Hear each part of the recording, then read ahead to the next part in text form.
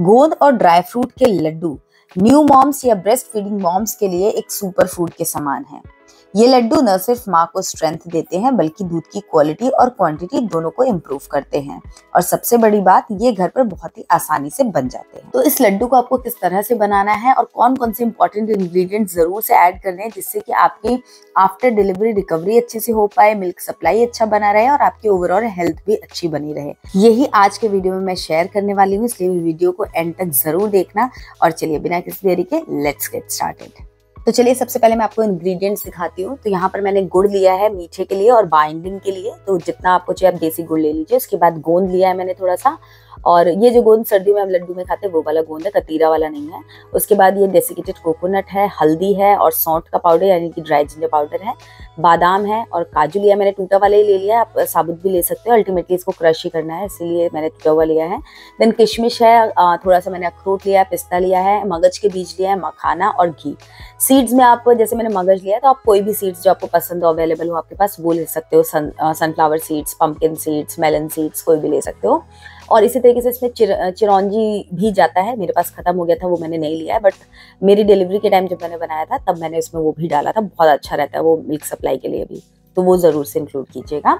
तो मैंने यहाँ पर एक कॉमन कटोरी ले ली है, उसी से सारे मेजरमेंट लिए हैं। आप भी ऐसा ही करें, कोई भी एक कप या कटोरी ले सकते हो। बाकी ड्राई फ्रूट्स वगैरह को आप अपने हिसाब से कम ज्यादा थोड़ा बहुत अपनी चॉइस और अवेलेबिलिटी के हिसाब से कर सकते हो। तो यहाँ पर सबसे पहले गोंद जो होता है उसको ही आपको रोस्ट करना चाहिए। थोड़ा सा घी लीजिए और उसमें थोड़ा थोड़ा करिए, एक साथ बहुत ज्यादा मत डालिएगा क्योंकि ये पॉपअप होते हैं, अच्छे से पकेंगे नहीं ना, कच्चे से रह जाएंगे तो पूरे लड्डू खराब कर देंगे। तो इनको जलाना भी नहीं है और अंडर कुक भी नहीं करना है, धीमी मीडियम फ्लेम पे इसको धीरे धीरे पका लीजिए।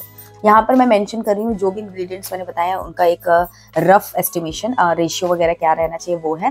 बाकी डिटेल में मैं डिस्क्रिप्शन में भी लिख दूंगी, और अगर आपको कुछ कंफ्यूजन है तो आप मुझे कमेंट्स डालना, तो मैं आपको रिप्लाई में सारे इंग्रेडिएंट्स का मेजरमेंट एग्जैक्ट मैंने कितना क्या यूज किया वो सब मैं वहां पर लिख दूंगी। तो पहले मैंने जो गोंद थे उनको तल लिया है। उसके बाद एक एक करके सारे ड्राई फ्रूट्स, नट्स जो भी हैं वो आपको डालना है। कौन सी चीज कितना घी अब्सॉर्ब करती है और कितनी जल्दी कुक होती है उसके हिसाब से आप आगे पीछे करें। जैसे बादाम घी बहुत ज्यादा अब्सॉर्ब नहीं करता है, मखाना अगर आप पहले डाल देंगे तो वो पूरा घी पी जाएगा, तो इसीलिए मखाना सबसे लास्ट में जाएगा। सीड्स जो छोटे छोटे हैं वो भी सबसे लास्ट में मैं रोस्ट करूंगी।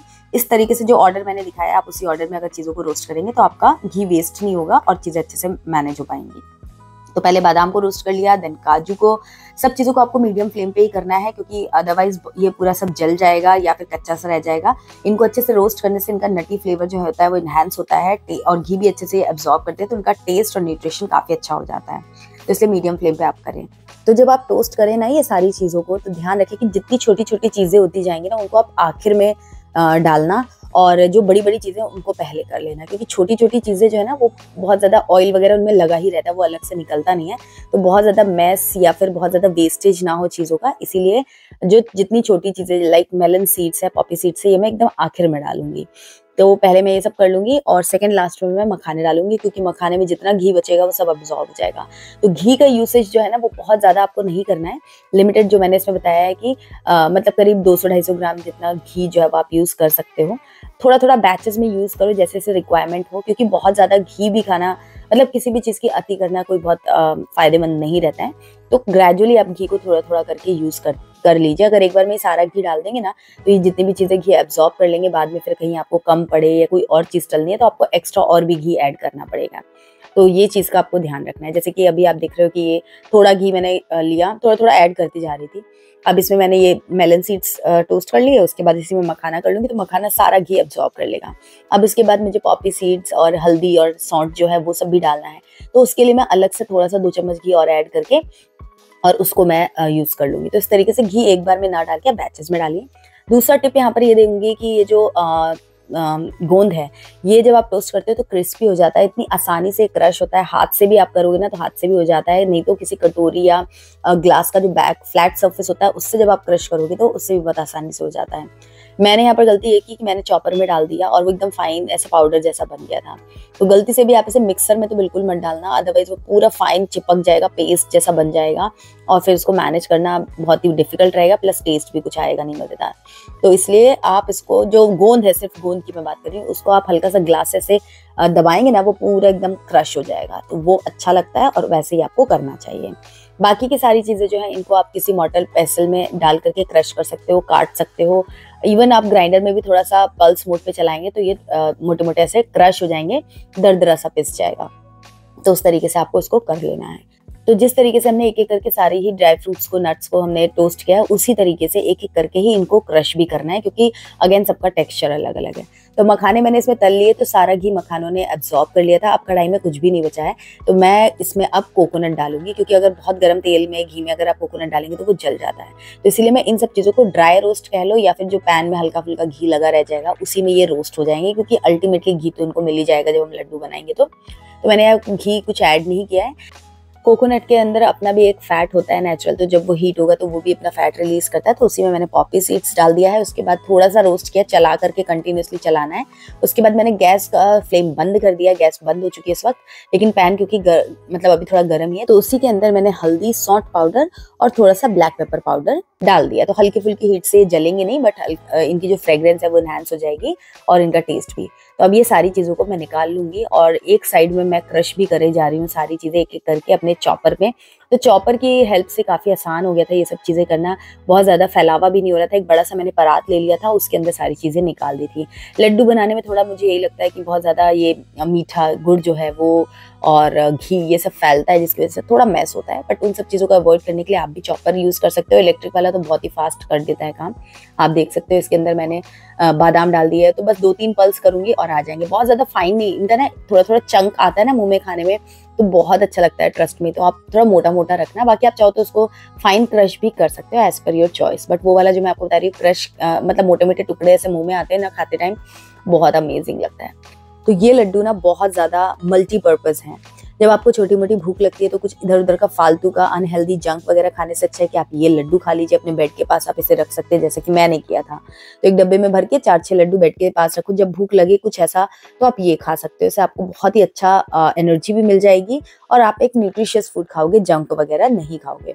दूसरा, आप इसे ना 9 मंथ में ही बना करके खाना शुरू कर सकते हो बिफोर डिलीवरी, क्योंकि इसमें जितनी भी चीज़ें हमने यूज़ किया ना वो आपकी बॉडी को इतना अच्छा न्यूट्रिशन स्ट्रेंथ देती हैं कि आपके लेबर में भी आपकी बॉडी प्रिपेयर हो जाती है। आफ्टर डिलीवरी आप खाते हो तो भी आपको स्ट्रेंथ भी मिलती है और रिकवरी में भी हेल्प मिलता है। प्लस ब्रेस्ट फीडिंग में बहुत अच्छा काम करता है ये लड्डू, और ब्रेस्ट फीडिंग के टाइम पर ना बहुत ज़्यादा भूख भी लगती है, तो आराम से आप 2 लड्डू 3 लड्डू तक भी आराम से आप ये वाले खा सकते हो। फिलहाल प्रोसेस को आगे बढ़ाते हैं।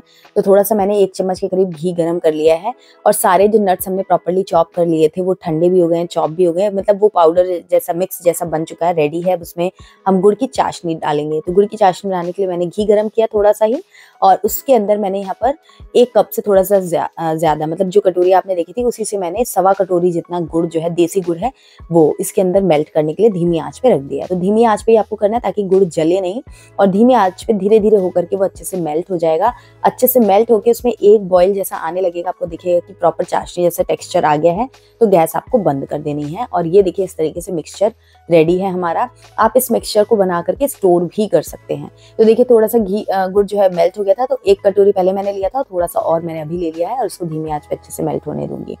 तो जब आप ये लड्डू बनाए ना, तो आप इसी तरीके का बड़ा सा बर्तन, फ्लैट एकदम ना रहे, थोड़ा सा गहरा रहे, और इस टाइप का बर्तन लीजिएगा। तो इससे आसानी से ये जल्दी थोड़ा सा ठंडा भी हो जाएगा और आपको बनाने में, मिक्स करने में आसानी रहेगी। छोटा बर्तन लेंगे तो फैलेगा, गिरेगा, फायदा नहीं होगा उससे। तो अब जो गुड़ है वो 1 बॉईल आ जाएगा, बस आपको गैस बंद कर देनी है, और सारा जो गुड़ का चाशनी है उसमें डाल करके फटाफट जल्दी जल्दी से सारी चीज़ों को मिक्स करना है, ताकि जितने भी ये नट्स वगैरह हैं ये सब गुड़ में चिपक जाएं, बाइंड हो जाए अच्छे से। और उसके बाद आप चाहो तो इसको लड्डू का शेप दे सकते हो, चाहो तो किसी ग्रीस्ड की हुई थाली पे या किसी प्लेटर पे आप इसको डाल करके और बर्फी का शेप भी दे सकते हो। वो आपके ऊपर, आप कैसा क्या करना चाहते हो, आपकी क्या नीड है उसके हिसाब से लड्डू का आप साइज रख लो कि बड़ा बनाना है, छोटा बनाना है, मीडियम। मैंने मीडियम साइज का लड्डू बनाया था, और दिन में 2 लड्डू मैं खाती थी, एक सुबह और एक रात में, जब मुझे मिडनाइट में फीड कराते टाइम भूख लगती थी तब मैं ये लड्डू खाती थी। कभी कभी मैं 3 भी खा लेती थी, और ये इतना टेस्टी होता है ना, कितनी जल्दी खत्म हो जाता है। मतलब दिन भर आपको ये आपने एक बार खा लिया ना, तो आपका कुछ भी इधर उधर चिप्स पापड़ ये सब खाने का मन नहीं करेगा। जब भूख लगेगी तो आपको लगेगा कि ये वाले लड्डू बना लो। अगर आप बहुत ज़्यादा मीठा खाना पसंद करते हैं और आपको ये सब चीज़ें बहुत ज़्यादा पसंद आती है, तो मेरी एडवाइस होगी कि आप थोड़ा छोटे छोटे साइज़ के लड्डू बनाएं, सो दैट कि अगर आप 3-4 लड्डू भी खाते हैं तो ओवरडू नहीं होगा। इस लड्डू के बेनिफिट्स की भी बात कर लेते हैं। तो इसमें हमने जो गोंद यूज़ किया है वो आपकी यूट्रस को हील करने में हेल्प करता है, आपके बोन्स और जॉइंट्स को स्ट्रॉन्ग करता है, उसके अलावा एक नेचुरल एनर्जी बूस्टर है, आपको आलस और फटीग आपके अंदर जो होता है वो कम करता है। इसके अंदर हमने सीड्स यूज किए हैं जो कि सुपर फूड से हेल्दी फैट्स, प्रोटीन, न्यूट्रिएंट्स आपको मिलते हैं। ओमेगा 3 फैटी एसिड्स मिल जाता है, zinc, magnesium, vitamin E, antioxidants, calcium, ये सब चीज़ें आपको मिल जाती हैं जो भी हमने different seeds and nuts use किए हैं। उसके अलावा जैगरी हमने यूज़ किया है जो कि आपके पोस्ट पार्टम आफ्टर डिलीवरी जो आपको एनीमिया की प्रॉब्लम होती है, अक्सर मॉम्स को होती है, तो उसको हेल्प करता है रिड्यूस करने में, आपके हेमोग्लोबिन लेवल्स को अच्छे से मेंटेन करता है, आपकी स्वीट क्रेविंग्स को भी शांत करता है और आपको काफ़ी लंबे टाइम तक एनर्जी मिल जाती है, इंस्टेंट एनर्जी मिल जाती है, भूख थोड़ी सी कम हो जाती है। उसके अलावा आयुर्वेदा के हिसाब से देखें ना तो घी खाना बहुत ज़्यादा अच्छा रहता है। ये तो आपको हेल्दी फैट्स देता ही है बट आपके हार्मोन्स को भी बैलेंस करने में हेल्प करता है और डाइजेशन को भी स्मूथ करता है, कॉन्स्टिपेशन से आपको बचाता है क्योंकि पोस्टपार्टम टाइम पर ना काफ़ी ज़्यादा कॉन्स्टिपेशन के इश्यूज मॉम्स को फेस करने पड़ते हैं। उसके अलावा हमने इसमें कोकोनट यूज़ किया है जो कि एक हेल्दी फैट तो देता ही है, साथ में इसमें एंटीबैक्टीरियल प्रॉपर्टीज़ होती है जिससे आपके मिल्क की क्वालिटी और क्वांटिटी दोनों ही बढ़ जाते हैं, एनर्जी लेवल को अच्छे से मेंटेन करता है और कॉन्स्टिपेशन से भी बचाता है। मखाना हमने यूज़ किया है जो कि आपकी बोन और टीथ की हेल्थ के लिए अच्छा होता है, इसमें बहुत हाई इन कैल्शियम होता है, इसमें आयरन भी एक अच्छा अमाउंट में मिलता है और काफ़ी ज़्यादा फाइबरस होता है। जो हमने इसमें पॉपी सीड्स या खसखस यूज़ किया है वो आपके नर्वस सिस्टम को काम करता है, आपकी स्लीप क्वालिटी और क्वांटिटी दोनों को बढ़ाता है, तो आप अच्छे से सो पाते हैं, रिलैक्स कर पाती हैं न्यू मॉम्स, आपके मूड स्विंग्स को बैलेंस करने में और आपकी बॉडी में कैल्शियम की रिक्वायरमेंट को पूरा करने में ये खसखस हेल्प करता है। तो ओवरऑल जितने भी इंग्रेडिएंट्स हमने इसमें यूज़ किए ना वो बहुत ज़्यादा अमेजिंग है आपकी पोस्टपार्टम रिकवरी के लिए और साथ में ब्रेस्ट मिल्क की जो सप्लाई है उसको बढ़ाने में, उसकी क्वालिटी को बढ़ाने में, उसके न्यूट्रिएंट्स को बढ़ाने में हेल्प करता है। आपके बेबी को भी ये सारे न्यूट्रिएंट्स आपके मिल्क के थ्रू मिलते हैं। तो दोस्तों ये लड्डू तो ब्रेस्ट फीडिंग मॉम्स के लिए अमेजिंग है, मैंने रेसिपी शेयर की है, बट इसके अलावा मैंने एक ब्रेस्ट मिल्क बूस्टर करके एक पाउडर बनाया था जो मैंने खाया था अपनी दोनों ही डिलीवरी में, जिसमें डिफरेंट टाइप्स ऑफ हर्ब्स मैंने यूज करके उसको बनवाया था अपनी मम्मी से, तो वो बहुत ज्यादा अमेजिंग है। अगर आपकी मिल्क सप्लाई कम हो रही है या आपको डाउट है तो आप वो पाउडर जरूर से ट्राई कर सकते हैं, बहुत ही सेफ और बहुत ही अमेजिंग काम करता है वो। मेरे दोनों ही टाइम पर ब्रेस्ट मिल्क की सप्लाई मोर देन इनफ रही है, तो मैं अपने एक्सपीरियंस से कह सकती हूँ कि वो जो पाउडर है उससे आपकी मिल्क सप्लाई तो अच्छी होती है बट आपकी बॉडी को बहुत स्ट्रेंथ मिलती है जिससे आगे चल के आपको बैक पेन वगैरह की प्रॉब्लम्स नहीं होते हैं, आपकी रिकवरी भी अच्छी हो जाती है और आपकी बॉडी में स्ट्रेंथ आती है। तो वो पाउडर तो मैं हर किसी को रेकमेंड करती हूँ। तो अगर आपको भी उस पाउडर की रेसिपी चाहिए तो आप मुझे कमेंट करना बिल्कुल ना भूलें।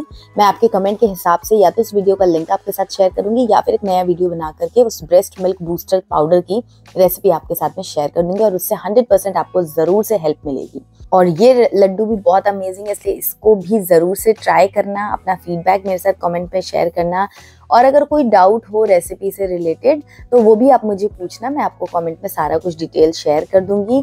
इस वीडियो में जितने भी इंग्रेडिएंट्स मैंने यूज़ किए हैं उनकी भी प्रॉपर रेशियो जो है वो आपको डिस्क्रिप्शन में मिल जाएगी, अगर आप कमेंट करेंगे तो डायरेक्टली भी मैं आपको पोस्ट कर दूंगी आंसर।